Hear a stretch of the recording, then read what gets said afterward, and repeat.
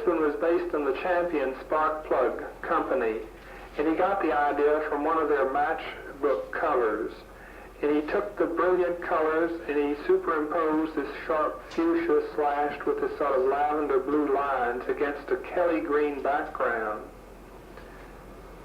Just the word was on the matchbook color was what intrigued him, and he uses the word Champion as the major part of his composition.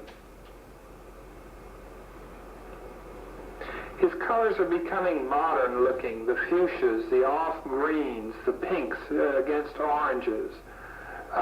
You sort of leave the primary colors and enter into the secondary colors, but all at their highest intensity. Slide, please.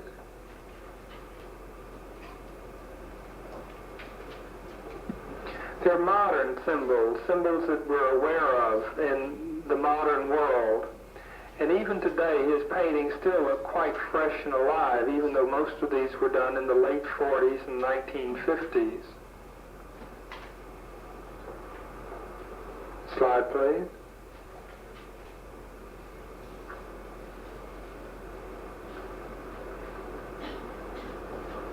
Slide, please.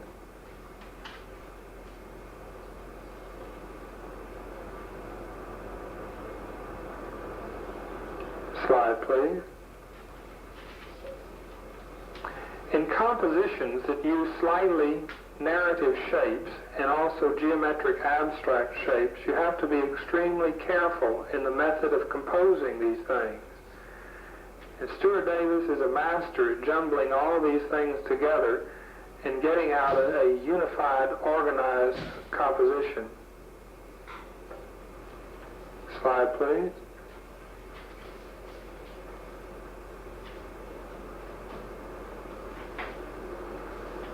Slide, please. This one is done on highway symbols and forms, the fastness of the automobile traffic.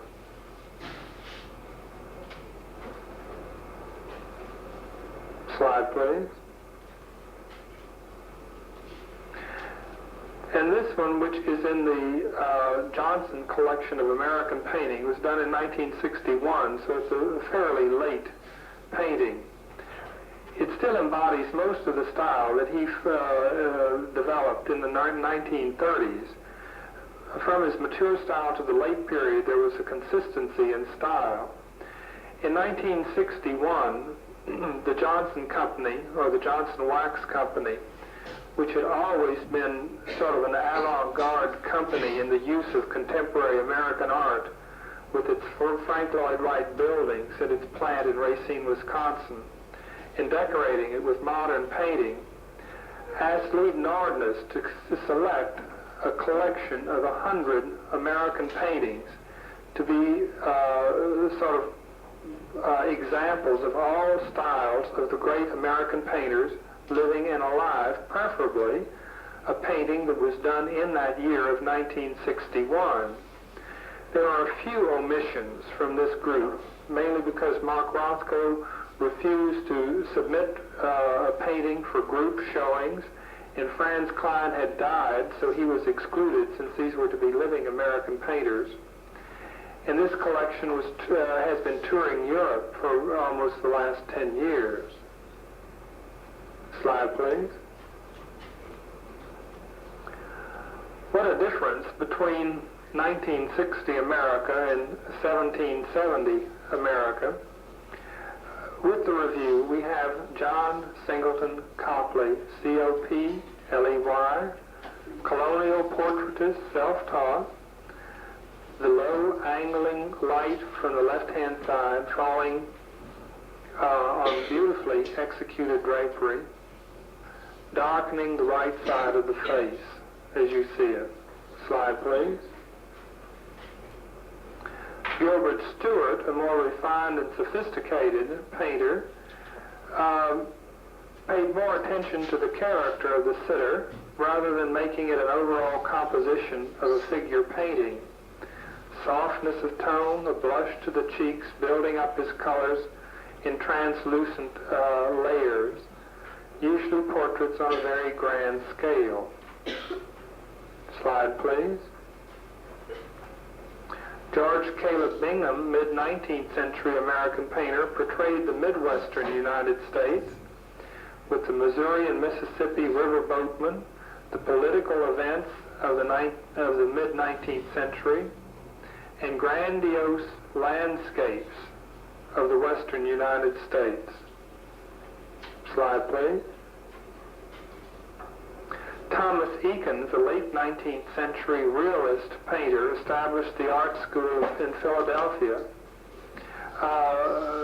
was adamant in his perfection for lighting effects, correctness of anatomy, did portraits and sporting scenes in a very rigid, realistic style. The lighting is usually quite harsh and direct. Slide, please.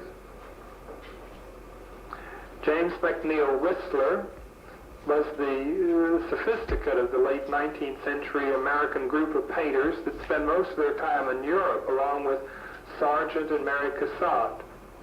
He did very elegant, quiet, classic poses in his portraits, and also very hazy, almost moonlight or night scenes of the landscape.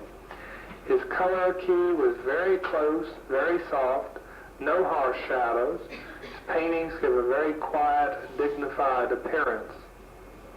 Slide, please. Albert Pinkham Ryder delved into the subconscious, and sort of his main subject matter were boats on a stormy sea heading toward the unknown. His compositions were broken up into sort of blobby, large shapes of black and white, very simplified. Slide, please. Winslow Homer was the outdoorsman of the American painting group at the end of the 19th century. He was one of America's greatest watercolorists. Showed the hunting scenes in the Adirondacks, the waves and sailing off the Maine coast, in the sun-drenched Bahama Islands. He always showed man's fight against nature, or battle against nature. Slide, please. John Sloan was the member of the Ashcan group whose work we saw. The philosophy of art changed at the early 20th century, with the group returning to everyday genre scenes, mostly of city life centered around Philadelphia or New York City, showing average, everyday occurrences in usually a lower middle class or lower part of the city. Slide, please. George O'Keeffe was the first modern abstractionist, using nature forms and sort of organic, smoothly painted structures, creating sort of monumental effects with her enlarged flowers, cow skulls, or some form of nature in the landscape, but abstracted into a more or less blended flat tone. Slide, please. Grant Wood was the mid-1930 Depression painter, when the focus in the United States was on itself, mainly in the Midwestern, the sort of propagandizing the abundance and the beauty of the land, the farming land of the United States. His paintings become sort of Walt Disney-ish rolling fields bulging with this abundance in sort of a very restricted, clean-edged, flat-patterned manner. Slide, please. And Stuart Davis, another modern abstractionist, again working in flat patterns, but dealing with a more alive, modern subject matter, that of highway construction, jazz, the city, in brilliant flat pattern tones using abstracted symbols in his compositions. Slide, please. Clear the machine.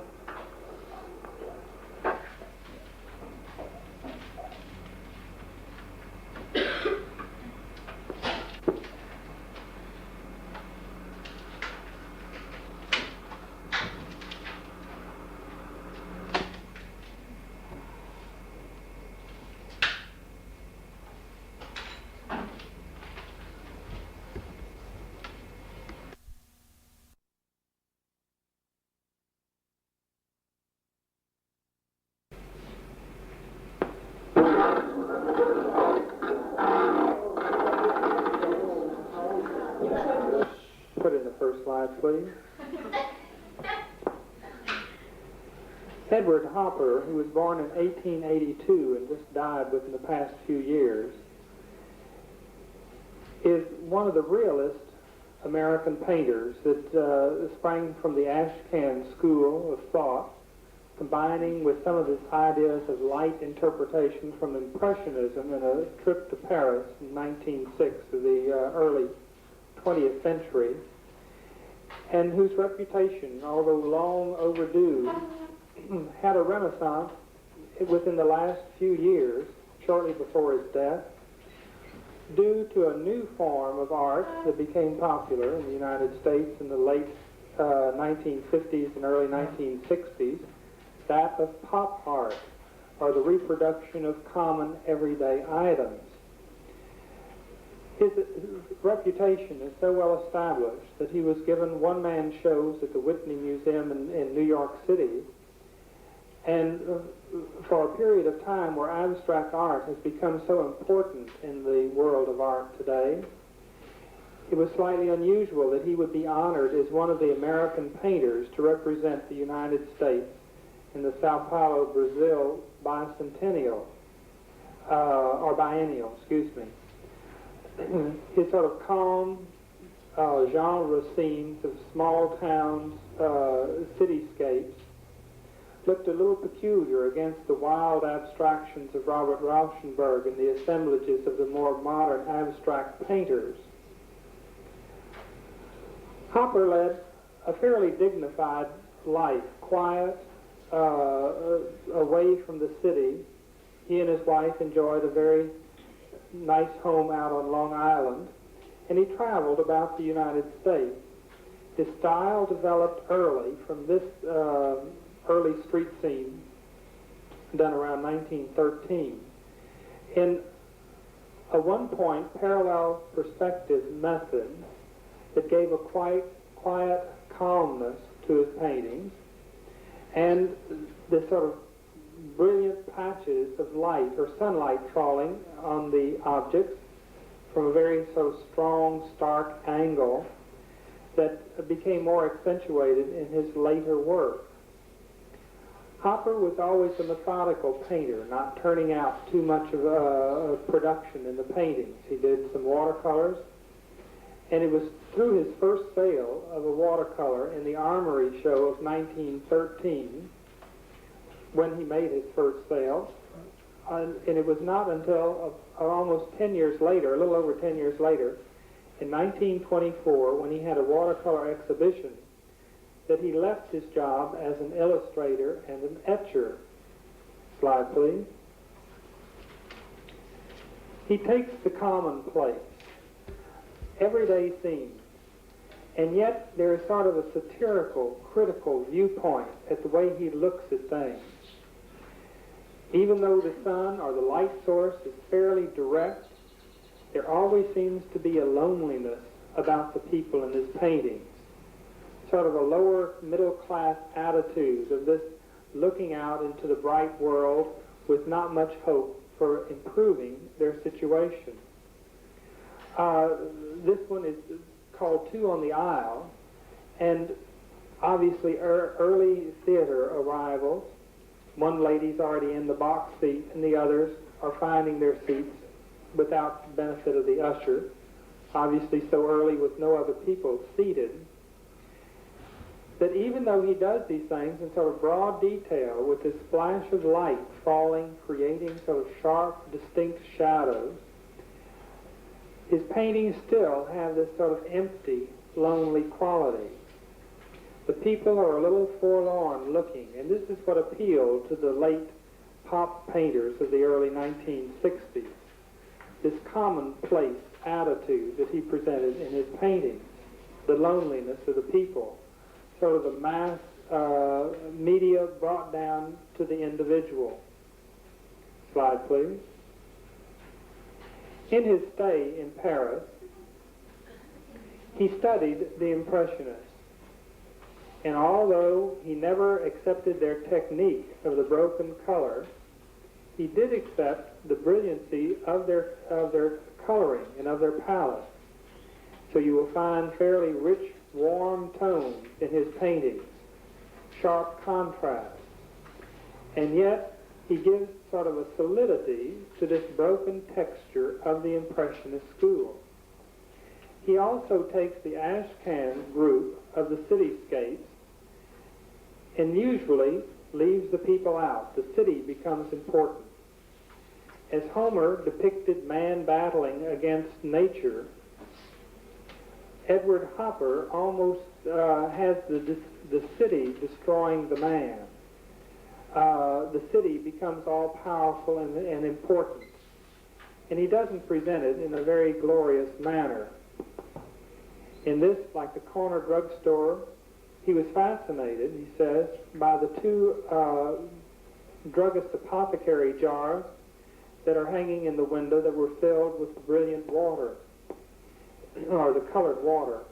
And it was sort of these light reflections coming through these transparent shades of water that called his attention to this scene in the first place. And he spent considerable time developing the translucency and the transparency of the two jars. He includes the lettering not as a part of the design, such as Stuart Davis would have done, but as mere notations of the realistic situation of wherever he found it. Many times he creates the night scene where the night sort of shadows block out the atmosphere of the city, and you will have this strong light from the interior of the building sort of flooding out through the openings, creating sharp and very distinct shadows. Slide, please. This one was from a sketch as he rode the 3rd Avenue L, or elevated train, that is no longer, unfortunately, in New York City. Sort of as you pass by these windows that you saw into the rooms, these sort of lonely, empty, uncluttered rooms that really show no personality of the individual at all. And just these bare glimpses of people within the rooms. Again, he uses the night to sort of mask out the knowing things around it so that your concentration is placed within the lighted interior of the room. It's sort of a bare, stark existence for the people in the same way that he presents his technique and compositions in his painting. Slide, please.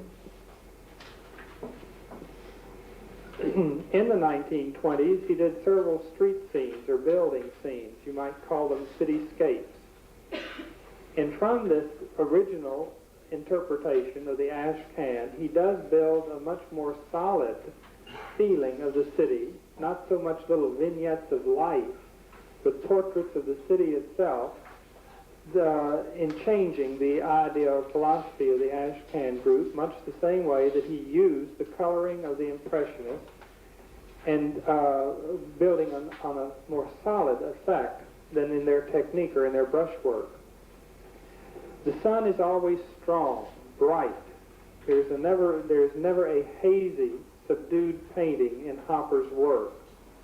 The sun comes directly down and sort of sunbakes the building, creating these dark, crisp lines and deep shadows. Slide, please. In this one, called Chop Suey, his wife posed for both ladies in the portrait, in the picture, and it depicts the interior of one of their favorite Chinese restaurants. It is built almost on geometric abstract planes. Many times, Hopper works in the parallel perspective, which lines everything parallel to the picture plane. In this one, he works from an angular perspective that makes it for a little more active composition of where your eye darts back and forth at angles drawn from both directions or both vanishing points. But still the same, most of his work is sort of architectural. Not only that it does buildings, but in breaking down the buildings, his design is made up of fairly simple geometric planes. You do have a feeling of depth, or that the people are occupying the space, or that the building is three-dimensional, but you could almost cut out each shape out of a piece of paper and paste it up collage fashion and have the same effect as Mr. Hopper gets with his paint. Slide, please. His paint is more academically applied. The surfaces are smooth. The paint covers the surface quite well. This one, the people are missing. It was an early Sunday morning, and he does a portrait of a street scene lined up against the parallel to the picture plane, which presents just a facade or the front of the building. And yet you have a feeling by his use of dark shadows and puncturing holes of the windows and the doors that there is depth and space behind this facade. It presents sort of an empty picture, almost like an empty face or an unknown portrait. It makes you start wondering what the people are like. Where are they? What are they doing? Slide, please.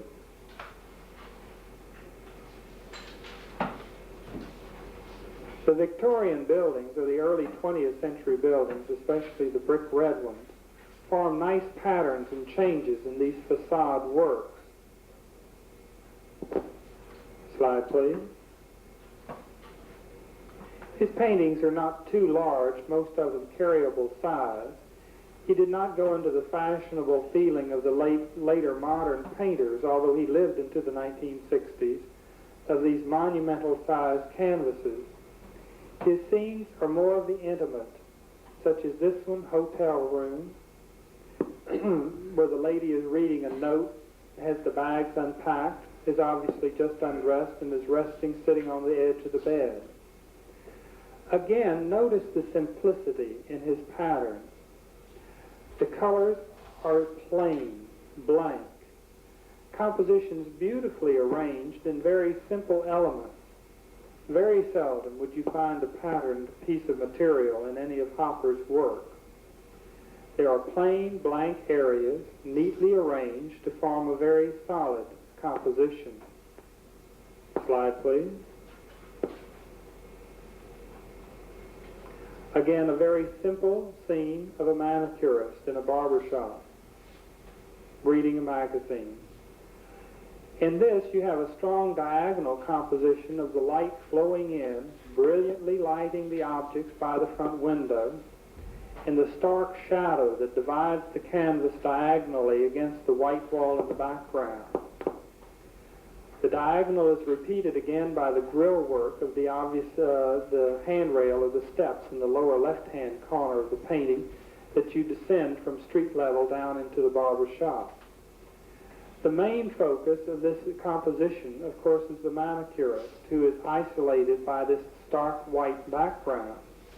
And yet, with these strong diagonals, your eye is stopped by the vertical of the back of the barber in the far right-hand corner, who almost eases out the composition. You just catch a glimpse of the man's head, that he's either shaving or cutting the hair, and then a hazy reflection of the mirror in front of him. So you have a vertical stop. Your eye is constantly then attracted by the brilliancy of the manicurist over there, the starkness of the pattern, and also the more elaborate work of the handrail and the design within it. The color also is counterbalanced by the drapery hung on the brass rod and the bottles that are on the